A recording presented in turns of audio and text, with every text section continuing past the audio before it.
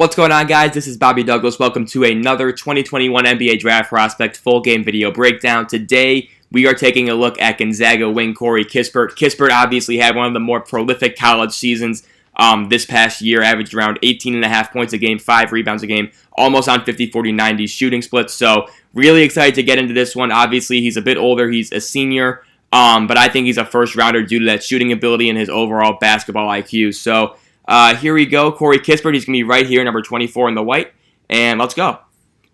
So this game is against West Virginia from pretty early in the season, probably most notable for the Jalen Suggs Achilles tear scare, right? But overall, Kispert had a pretty good game, 19 points, 5 rebounds, 2 assists on 6 of 11 shooting, 2 of 4 from 3. So you can see him right here kind of guarding. I think that's, I want to say that's Jalen Bridges, maybe? Or Emmett Matthews. It's him. So, he's kind of all over the place. He can pretty much guard 2 through 4 because he's pretty sturdy. Not the most athletic guy, obviously. Not super laterally quick, but he's quick enough and athletic enough to stay in front of guys. Not a guy that's going to hurt you defensively just because he does have such a good feel for the game. And we got Drew Timme taking a 3. That's always how you want to start off a basketball game, is having Drew Timme taking those 3s. But, overall, the shooting, I think, is really going to be his big-time skill in the NBA, just because that's going to be so lights out. Every team needs a shooter. There's always going to be a role for him on the floor, and so that's kind of the overall gist with Corey Kispert, I would say. I actually liked him a lot coming out in the 2020 draft. I probably would have had him in the top 45, I would say. But he decided to go to Gonzaga, and obviously it paid off dividends for him. He's going to be a for sure first rounder, probably top 20, although I could see him slipping out. For me, he'll be top 20 on my personal board. So, but for sure, first round, you can see him guarding Deuce McBride right now. Again, not biting on any shot fakes. Deuce McBride's one of the better, overall guards, just in terms of his shiftiness. And Corey Kispert's doing a really nice job staying in front of him right there. And then they get the switch back onto Suggs. But yeah, again, just defensively, the thing with Corey Kispert is that he's solid, right? Not going to make the most amazing plays. He's not like a super big-time disruptor, but he's not going to beat himself, right? He is not going to make stupid mistakes, things like that. And so that's kind of the gist with Corey Kispert, I would say, on the defensive end of the floor. Offensively, very high in overall feel for the game. Not a huge assist guy at Gonzaga, but just that's because he had other things to do. He's a very good passer, can move the ball well, rebounds at a pretty decent clip for his size, at around like 5 a game. So a lot of things to like with Kispert, but obviously it's going to be that shooting that really makes him, a valuable player in the NBA. And this is what I mean, like right here, again, Kispert's not really known as like a distributor, right? He's more of a guy that will come off of screens, right? Shoot off the move, shoot off the catch. But like right here, he's kind of running pick and roll. And he's going to find Drew Timme with this really nice pass. He's kind of looking off that help side defender. And, they don't make the layup right there. But again, you're kind of seeing that feel that Kispert has. And so, he wasn't really known as like a passer at Gonzaga, but I don't really think that should take away from his reputation. And, because he can pass the ball. Again, very good vision. And, any free-flowing offense, he's not going to stop that flow, right? And that's really what you want in a guy like Kispert, whose main role on an offensive roster would be to shoot the ball, right?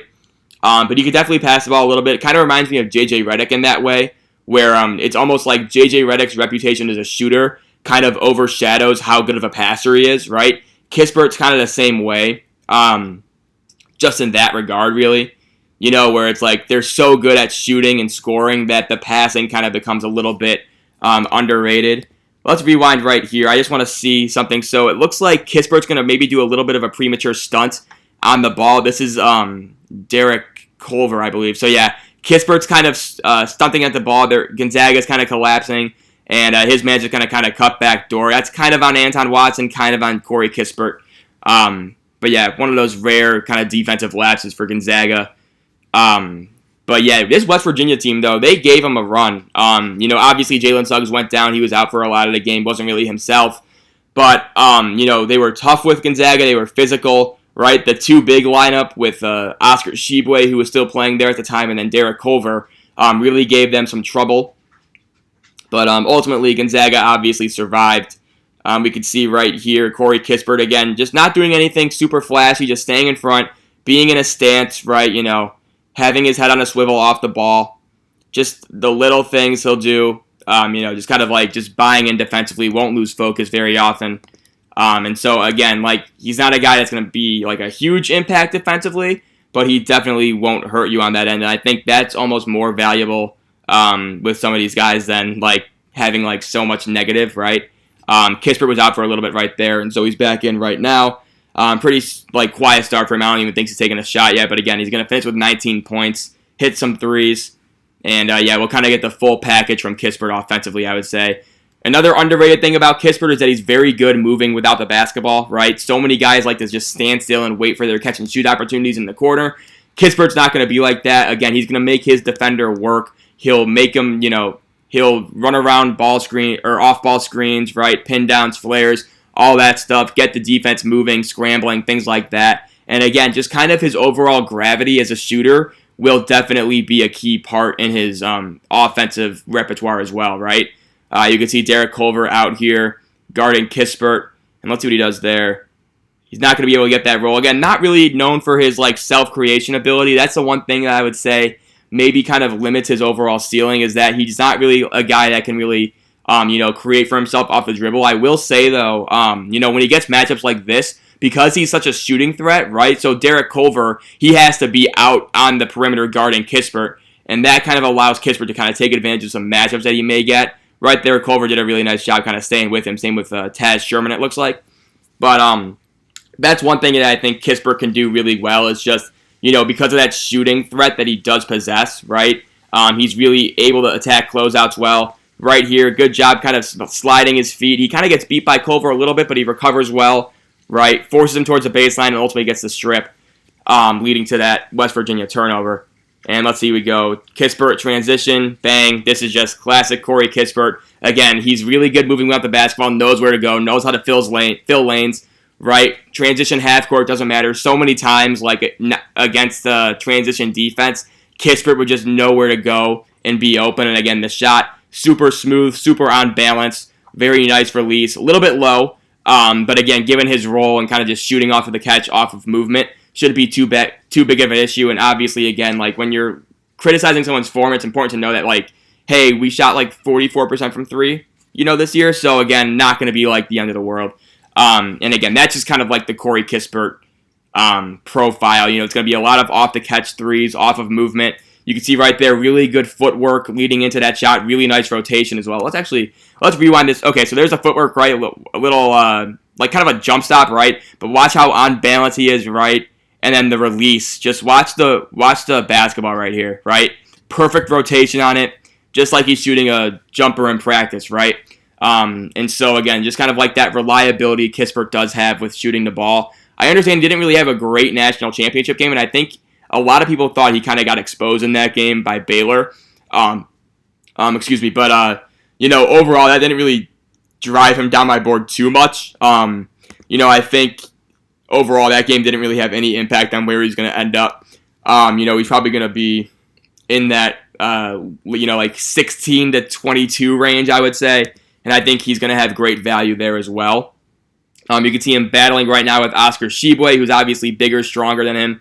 But again, Kispert, another thing too is that he's really strong at 6'7", too. So he's able to kind of like bang down low a little bit. Right, and so that's something that I think is pretty underrated about Kispert as well, is just that ability to kind of just body people up, hang tough in the post at times, right? He can handle himself on certain mismatches. So again, defensively, listen, like he's not going to be super disruptive, but he's pretty versatile for his size, and he's strong as well. And we got another free throw for Emmett Matthews here, and here we go. So yeah, I think the most, I'm trying to think of comparisons for Kispert that I've seen. Probably the most prevalent one was Joe Harris from Brooklyn. I think that's a pretty good one just in terms of the role that they're expected to play in the NBA, or at least that Kispert's expected to play. I think Kispert might have a little bit more success kind of scoring at all three levels in the NBA, just because he can attack closeouts, I think, a little bit better than Joe Harris could at that stage in his development, right? Again, Kispert's just such a smart offensive player that, he's really good at reading matchups, reading the opponent's feet, right? And just kind of being able to just kind of exploit mistakes by the defense. I think he does a really good job at that overall. And so that's something that I think, maybe that Joe Harris doesn't necessarily have. At least not to the degree that I think Kispert could have that, right? We got Nembhard right here kind of kicking that pass out. And Kispert, again, really just, showing that lack of athleticism. Obviously, he's not going to be jumping out of the gym, right? He's not that type of athlete, but again, he's more sturdy than, flashy, right? But right here, I just want to highlight him moving without the ball, right? So, again, it's going to be a cut, and then immediately watch where this guy, Anton Watson catches the ball, right? And most guys in Kispert's situation would probably just kind of rotate over to this wing, right? Maybe try and, catch a defender sleeping, get that shot off, right, from the wing. But watch Kispert and how hard he attacks the rim, right? And he's just kind of slipping into the cracks of the defense, getting himself open. The shot gets blocked here, right? But again, he's just kind of showing that, that intuitive feel for moving without the basketball. And that's something that I think is super underrated in the NBA. Anybody who can move without the basketball, come off of screens well. I mean, we just see, obviously he's not going to be Devin Booker, but, Devin Booker's great at moving without the ball, right? And we can see how good he is in these finals, right? So, again, moving without the basketball is such an underrated skill, and not everybody does it. It takes a lot of effort, it takes a lot of focus, a lot of determination. But, Kispert has shown that he can do that really well. And again, Gonzaga was a very free-flowing NBA-style offense, so I think that helps all the Gonzaga prospects in this year's draft. I think there's 3 of them that I'll probably do breakdowns on. Suggs I've already done, obviously. Kispert we're doing now. And then I want to do Joel Ayayi if time provides, before the draft. Right here, Kispert's going to leak out in transition. And again, this is this kind of stuff that, he didn't really have last year, right? He kind of added this kind of, alpha dog scorer mentality for Gonzaga, and it clearly paid off because this is just a really high-level move. And this is what I mean, where I think he could have a little bit more success as kind of like a 3-level scorer, kind of just attacking transitions, attacking closeouts, things like that. You can see right there just kind of bullying his way into the lane. He obviously has great touch around the rim and from all over the floor. And so, he's able to use that strength, right? Just kind of plow through people. I don't know why we didn't see that replay. But, just able to kind of just plow through people. And again, he has pretty good footwork around the basket, too. And, you can just kind of tell he's kind of, jacked, especially from last year. Makes that free throw, and he's got a quick 6 points. So, that's just kind of a thing that I think he could definitely improve on in the NBA. Maybe to just kind of overall enhance his usefulness, just kind of going beyond the typical, the typical shooter, right?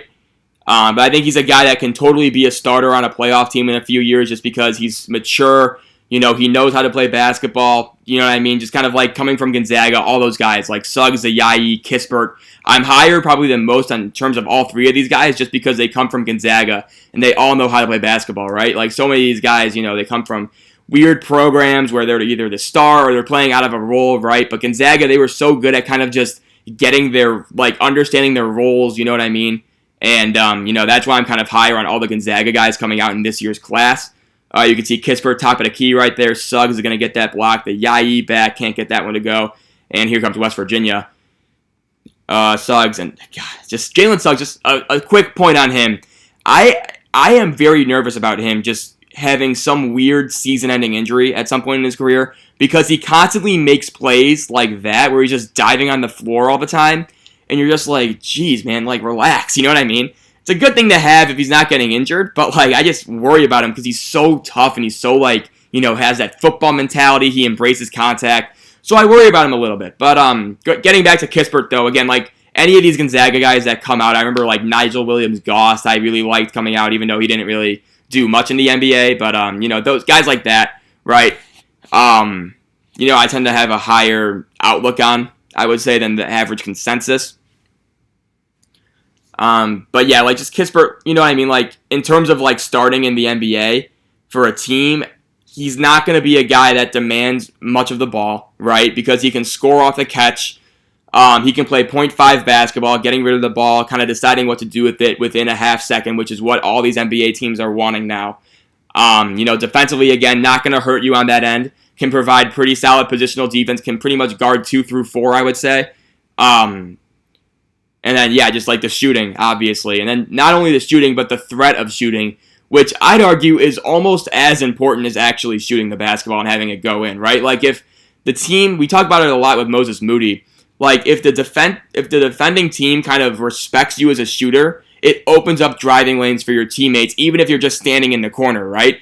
And then Kispert, obviously, with him being able to move off the ball really well, he's going to be, I think, out right here. No, he's out after this, but with him moving off the ball so well, that kind of just makes him even more dangerous because, again, they're going to be defending teams are going to be distracted by his off-ball movement, and again, that just creates advantages. Right here, again, just kind of showing that strength that he has, right, that solid kind of built nature, right, just kind of forcing this guy towards the baseline, right, didn't even get the strip, but again, just holding his own defensively on this drive, not allowing number 13 to post up, and again, the turnover, sailing out of bounds on that pass. So again, just solid, controlled, composed defense from Kispert.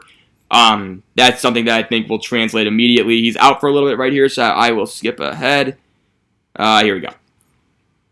And then I think he's in for the final 6:51 here in the first half. There's Gabe Asaboyan, monster energy guy. I think Jalen Suggs already tore. Yeah, he already almost tore his Achilles. I think we missed that. But, yeah, this was basically the Jalen Suggs Achilles game, right, where everyone was just freaking out. Then he ends up coming back, like, later in the second half, and it was just, we're all just kind of like, what? Like, this guy was out for the year, like, 20 minutes ago. But, yeah, whatever. This is a Corey Kispert video, so not going to focus on that a whole lot. But, yeah, just, like, if you're kind of, like, one of those, like, Kispert obviously would do really well with, like, a contending team, I think, just because everybody can use that type of versatile wing shooter. But even if you're, like, a rebuilding team with a lot of first-round picks, like, if you're the Rockets, right, you have 3 first-round picks. You're going to get Jalen Green or Evan Mobley at 2, right? That's your franchise guy. And then at 23 and 24, I would just go upside and then Kispert. You know what I mean? Like, swing for the fences, take, like, a JT Thor if Kai Jones is still there, right? One of those super high upside guys. Greg Brown, I know, is another one like that, too. And then, you know what, why don't you just get, like, a solid, role-playing building block for the future, which is absolutely what Kispert is, right? And so, again, like, he can fit in with pretty much any roster because, he's a good shooter, moves without the ball well, doesn't demand a lot of the ball, solid defender, you know what I mean? Old, he's mature. For a lot of these guys coming out, I think he's going to be 22, 23 in terms of the draft night. But yeah, you know what I mean? Just like, who wouldn't want Corey Kispert? And we got Joel Ayayi right there, a guy I really like too. I think he was in my first round, big board. I think I did a top 30. And I really like him. I got to watch a little bit more of him before I make my final, like, judgment on him. Right here, Kispert's kind of, let's see, he's kind of guarding Gabe Asaboyan. So again, kind of just like knowing the scouting report, I would say right here, Gabe Asaboyan is probably the furthest thing from a shooter that you've ever seen in college basketball. Like just probably like the biggest non-shooter I've ever seen, right? So Kispert knows he can kind of just like, kind of help out on the post. Obviously, he probably gets there late, and there's just like a whole glut of people in that right around the basket, so he can't really do much individually. And Derek Culver's going to get the and one. But just, again, I think he kind of just like has a good understanding of like where he needs to be defensively, a good understanding of his matchup, things like that. And again, those are all things that contribute to winning basketball. So for me, Kispert, I'd say right now he's probably going to be like 16 through 22, as I mentioned earlier, probably on the higher side of that. My guess is that he cracks the top 20.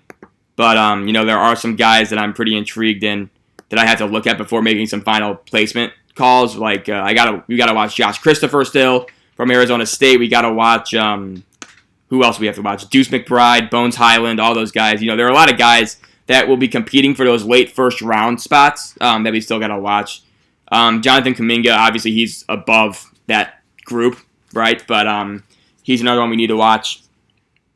So yeah, a lot more guys before I kind of like make my final, final decisions on big board rankings. But just know it's coming. Probably will be out by like July 26th, I want to say. July 27th maybe. So that Monday, Tuesday before the draft. There's Drew Timme short on that post up. And here comes Deuce McBride. Again, Deuce McBride's another guy I just really like too. Good contest from Umar Ballo. I think he's going to Arizona, right? Because he followed, who's that? The assistant from Gonzaga who got the Arizona job. I want to say like Tommy Lee or something. Good hustle from Kispert right here. Again, just kind of like, just like immediately the shot goes up, he's crashing the glass, right? Just things like that. Again, he's a pretty good rebounder, averaging around 5 per game. Tommy Lloyd, I think is his name. Tommy Lloyd, I think. Let me look it up really quick. But he was the guy at Gonzaga. Yeah, he's at Arizona now. Tommy Lloyd. He was the guy at Gonzaga that would get all these international recruits, right? And so obviously we know Gonzaga is kind of like this hub for, international talent, right? They had Filip Petrusev. I think last year they had Domantas Sabonis, Kelly Olynyk. Umar Ballo was kind of like the later one of that, but he didn't really pan out very well at Gonzaga, but now he's going to be at Arizona with him. So that's kind of a major loss for Gonzaga. He was their lead assistant, one of their better international recruiters. Joel Ayayi from France, right? So a lot of these guys. So it'll be interesting to see how Gonzaga kind of attacks it without him. Again, Kispert showing that intelligence off the ball, right? And again, because he's such a good mover off the ball, defenses, the guy who's guarding him, they can't relax, right? And so the more you move, the more likely it is for a defender to fall asleep, just like Emmett Matthews did here. Again, Kispert showing to that middle of the lane. He's going to get it right there, and he's going to draw a foul, right? Just simple things like that are so important. And we'll be shooting free throws here for Kispert, where he was 87.8% on the line. I think did he shoot one here? Missed that one. He was actually 5 of 7 in this game from the line. So I think he missed 12 free throws the entire year, and 2 of them came in this game alone. So just keep that in mind. He's going to knock that one down. I'm kind of mad that it didn't show his actual free throw, but whatever. Win some, lose some. And so now it looks like Kispert's going to be on, again, Emmett Matthews, it looks like. And again, just kind of simple things like he's looking for his man, making sure he's not crashing the glass unattended. Kispert will get a body on him, right? We talked about kind of just that underrated, just solid strength, right? That's something that I think is really just kind of not really talked about with Kispert, right? Just how like physically solid he is. We got Nembhard right there. And here we go. We got another free throw, more free throws it looks like. Yeah, here's Umar Ballo. There's Jalen Suggs trying to walk off that Achilles injury, which that was one of the scariest moments of the season by far. Because that was like right after, this was a week after the Kansas game, right? And like that was like Jalen Suggs' like probably best game at Gonzaga, right? His debut. And it was just so scary. We were just like, oh my god, no way. Not Jalen Suggs, please. And then he managed to come back, though, which was good. Right here, Kispert on Sean McNeil. Good job just kind of staying composed, staying in front, not letting him get by. McNeil, obviously, is like one of the better shooters in the Big 12. Probably in the country, honestly. It felt like every single time Sean McNeil shot something, it went in. In some of those crazy Big 12 games, it would be Sean McNeil that would end up with like 28 points. And you're just like, what the fuck, right? But yeah, here's Kispert. And again, right here, just kind of trying to do a little bit maybe too much with the ball screen. Again, he kind of can't. He did play a little bit of he did run a little bit of pick and roll at Gonzaga. Not something that I think he'll be doing in the NBA a whole lot. Tries to fit that pocket pass in there, and it's kind of low, and Timmy can't really grab that. And here we go. There's McNeil. Can't get that one to go. Kispert battling down low, but Sheboy is just kind of too strong for him. Got the final 2.5 minutes here in that first half. And again, this was like a close game. You can see West Virginia was up by 9 at this point. Like, this was not an easy game for Gonzaga. Obviously, pretty shitty pass right there from West Virginia. Here's Kispert running the floor. Let's see if he's going to leak out to that corner. He will. Doesn't matter. Nembhard 3. There were times with Gonzaga that it just felt like every single shot was going to go in. They were one of the best teams, I noticed, at kind of like making you pay, right? Just kind of like if you're going to leave somebody open, they're going to hit a shot. Similar to like an NBA team in that regard, right? Probably the closest team I saw to 2018 Villanova, who, if you guys don't know, I consider 2018 Villanova to be probably the best college basketball team in the last decade, right? just because they were so dominant with their shooting. And again, they had, like, look at it now, they had Dante DiVincenzo, who would be starting in these finals, right? Mikal Bridges, who again starting in these finals. Jalen Brunson, very key role for the Dallas Mavericks. I think who else did they have? Omari Spellman was there. There was another guy they had. Eric Paschall, obviously, who's had some good years with the Warriors. You know, that team was just absolutely loaded. And so, like, this 2021 Gonzaga team, just in terms of the overall offensive firepower, probably was the most similar to that 2018 Villanova team, I would say. Right now, you can see Kispert is on, I think that's Bridges, right? And again, just playing good positional defense, right? Kind of has his head on a swivel. You know, ball you man type of stuff. Basic, but he's not going to screw that stuff up. So that's good to have. Inbounds play right here. And here we go. Looks like there was a ton of stuff going on in the post. Sheboy is going to shoot these free throws. Obviously, he's now at Kentucky, which will be interesting to see. That's why, like, when Kofi Cockburn had Kentucky in his top 3, I was just kind of like, there's no fucking way he's going there. Like, he's not going to a place that already has Oscar Sheboy. Like, no way, right? But he's obviously back in Illinois now, so that's good. As I predicted, by the way. We got Kispert kind of just like this stuff, right? So just watch. So Kispert is so deep right here, right? And then watch how, like, it kind of opens up space for a Yayi Mbalo right here. Because this guy, I think this is Jalen Bridges, he can't really come down and help, right? Because if you help, Kispert's going to be wide open and he's going to bury that 44% of the time. Probably a lot higher percentage given that he's wide open, right? And so just, like, watch him, right? So just, like, watch how he's kind of has to follow Kispert out. And he's basically out of frame. And then, like, Jalen Bridges has to be basically near half court, right? Because that's kind of the range that Kispert has. And again, right there, similar things like Bridges on this drive by Nembhard isn't even looking at the ball, right? He can't even look at Nembhard because the second he moves his head, Kispert's gone, right? And it's a combination of just his overall shooting, right? And then obviously his moving without the basketball that's so impressive. And so just that kind of stuff really makes a huge difference just in terms of opening things up for everybody else, right? Again, we talked about it with, like, Moses Moody and a lot of these other, you know, like, very good shooting prospects, right? Just the threat of shooting alone makes it so much more difficult for a defense to handle you.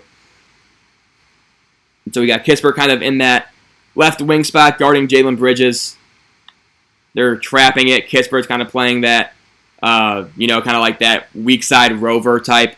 I think we got a timeout here by West Virginia with 5 on the shot clock. So we'll skip ahead here. And again, let's see what Deuce McBride can do. Kispert on Derek Culver. And again, that they were able to do that even though he kind of got pushed around right there. But they could put him on, like, bigger 4s in spots, right? We got 8 seconds left here. Let's see what they draw up. Nembhard. 4. This is probably going to be a shot. Nope. Kispert. Ooh, good look.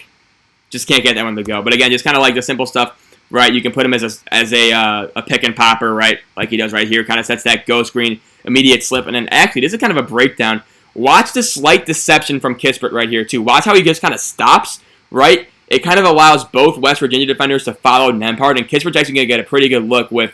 And if you told me, like, right now that Gonzaga is going to get a good look with 3.5 seconds left, probably wouldn't have said that they would, right? But right here, he's kind of like the slot, like he stops for a brief moment, right? It just kind of allows him to get a sliver of space to get that shot off. That one doesn't go in, but again, just kind of showing you the savviness off the ball that Kispert does possess. But with that, though, that will end the first half video. I'll pause it right here. And yeah, thanks so much for watching, guys. I hope you guys enjoyed it. And yeah, keep staying tuned. I'm trying to, like, crank out as many of these as I can per day. So just stick around for part 2. Thanks so much for watching. And yeah, have a good night. Bye.